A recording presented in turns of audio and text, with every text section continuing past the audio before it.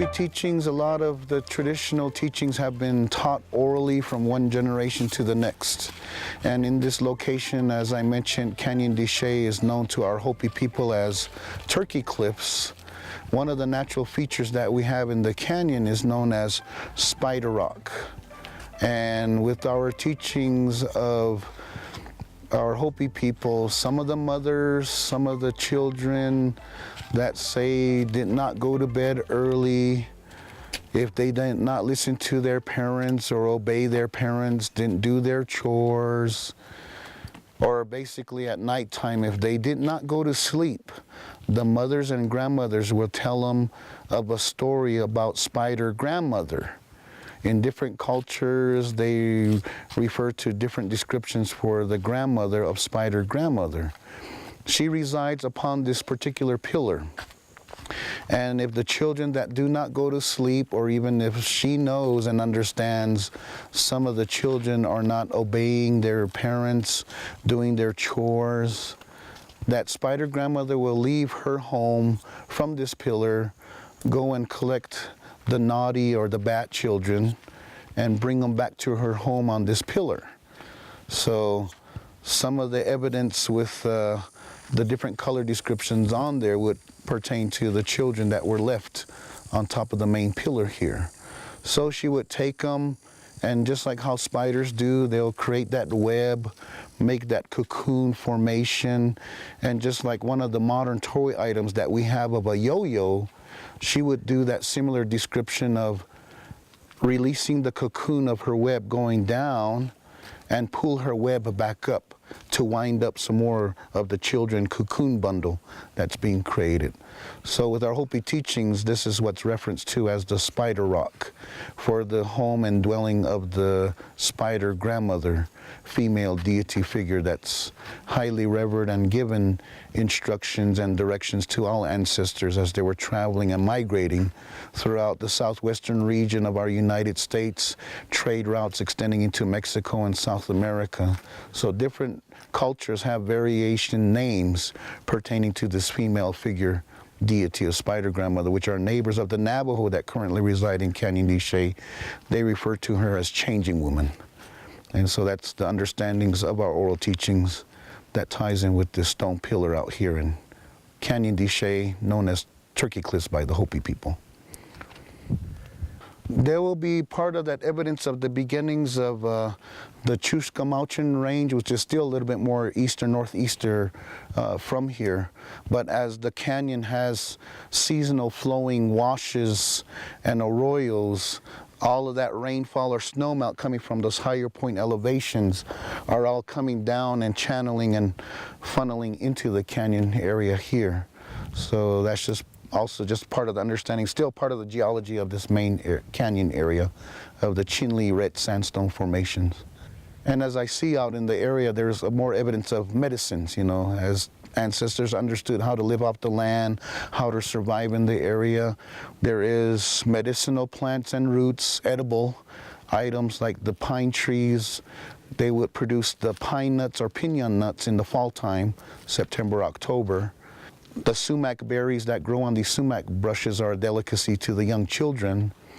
A lot of the cottonwood trees that were evident in the interior of the canyon, Hopis did create what we termed as a traditional type of gum, where deer, elk fat was intermixed of those cotton parachutes that we saw flying in the sky, mix that together so it's a type of way to chew, but it's still part of a way to salivate your mouth to produce that moisture if you're traveling or going to other journey pilgrimage locations. So that helped with salivating and keeping, you know, the mouth moist of that. So it was just like a modern and ancestral type of chewing gum, but now, you know, not too many people do that practice anymore. But that was just the understandings how to live off the land, how these ancestors survived in this area, and evidence of seeps are found within the canyon wall. So maybe at sometimes there were actual maybe active springs at one time, but erosion evidence is more lower ground now on the present day canyon floor. So it'll be just more seasonally flowing from the strong rains and snowmelt. Myself, as being a guide on the Hopi Reservation, which I take in the company name of Ancient Pathways Tours, I do share of information of petroglyphs and ancestral sites. Hopi DNA studies link us back to the Paleo 10,000 BC time period, first ancestors Motisinum on this North American continent. Our relatives of the Pueblo culture now found in New Mexico. We are the modern descendants of our ancestors that built all these sites throughout the Southwest, because there's the accurate historical understandings that our neighbors of the Navajo, known as Dene, have origins coming from the north of the western state of Alberta, Canada, but Athabascan-speaking cultures is still evident in other northern parts of the area or north of the Bering Strait. And so our elders will just generally mention our neighbors of the Navajo and Apache just came yesterday, which would be an accurate understanding around 400 years ago, the late 15 and 1600s. And just because the modern Navajo reservation was formed and consisted of our ancestral sites, they assumed they were the modern descendants. So from their language, they took the term of Anasazi, which accurately translates to, from their language, enemies' ancestors. So now what is accurate and fitting, Ancestral Puebloan is replacing Anasazi in a lot of the books and publications and interpretations of the guides. 1,000 years ago, there were dry drought conditions. The practice of dry farming was done by the ancestors, totally relying upon natural rainfall and snowmelt. So with the dry drought conditions that occurred over 1,000 years ago, majority of those modern descendants look for better or pleasing land, which they all settled along the Rio Grande River in New Mexico.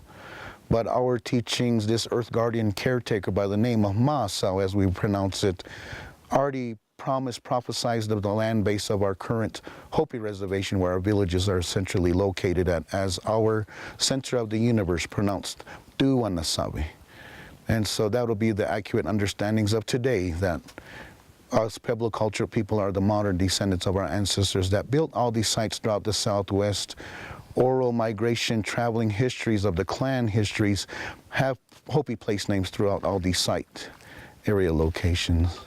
And so, again, I'm really thankful to being part of this pilgrimage journey and to share of this information with who all, you know, that we meet and see in the other locations. But again, this is just part of the understandings of who we are as the Hopi or Pueblo people of today in the Southwest. And tomorrow we'll be doing the summer solstice at Chaco Canyon. Can you speak about what that means for your people? At this particular time on the villages, the women folk as grandmothers, paternal grandmothers, the young granddaughters are going through their puberty ceremonies of corn grinding.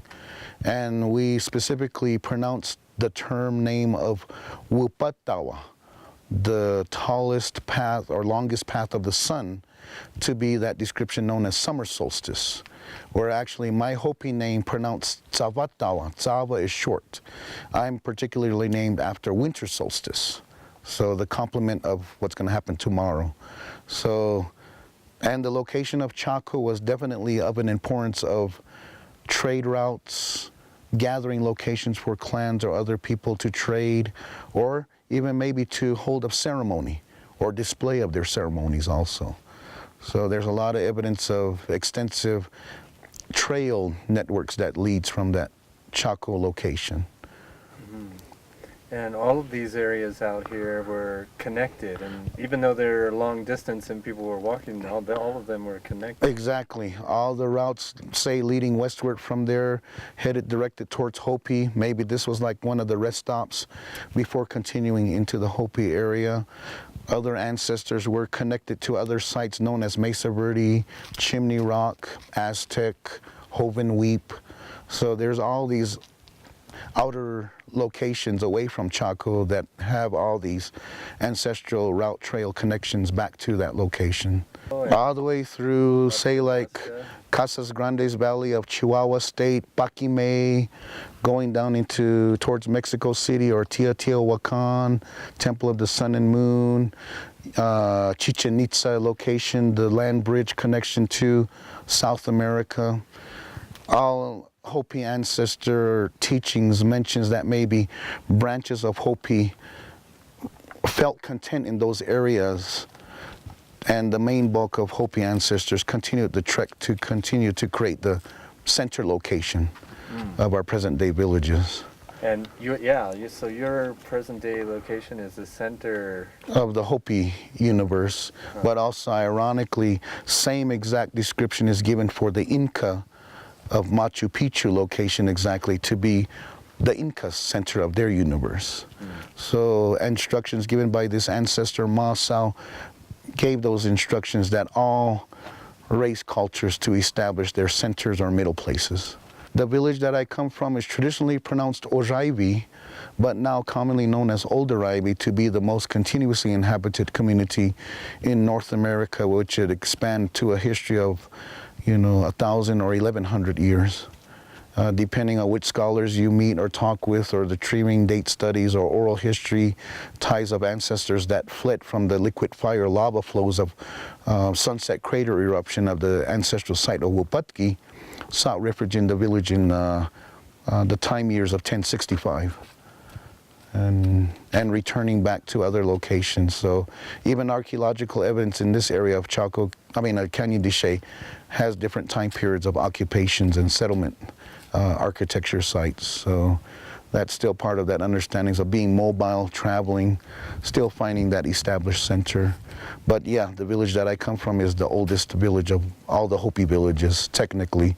Others would have laid claim to be equally as old, but there was relocation done around the August 10th, 1680 date known as the Pueblo Revolt, the first Hopi Independence Day, uprising and rebellion against the Spanish of the Catholic teachings that they imposed onto Hopi people. Just visiting of the interior of the canyon this morning definitely gave me an understanding of how hard ancestors had to survive in this area, make use of the land, whatever was here, make use of the surroundings, and definitely understandings of land erosion was occurring more and more to the depth of the valley floor as that is now. And this could have been a content center location, but I guess it still was understood by the ancestors it was not that exact location to be the established center. Certain times of years or seasons, all the different various constellations that appear in the night sky, they are in tune to the seasonal times of ceremonial conductions, and actually ancestors were practicing that naked eye astronomy because they didn't have the aids of telescopes or binoculars to view or see the night sky. And definitely with the traditional or ancestral astronomical teachings now being confirmed by the studies of Gary David, a lot of the constellations, planets at the certain times, or I would say accurately more in the wintertime seasons, they do align with ancestral sites. And I never openly shared of this type of information, but it is crucial, and now I feel it is the time we need to share more of these type of astronomical teachings with the outside world and with other scholars or astrophysicists, astronomers, scientists. Thank you.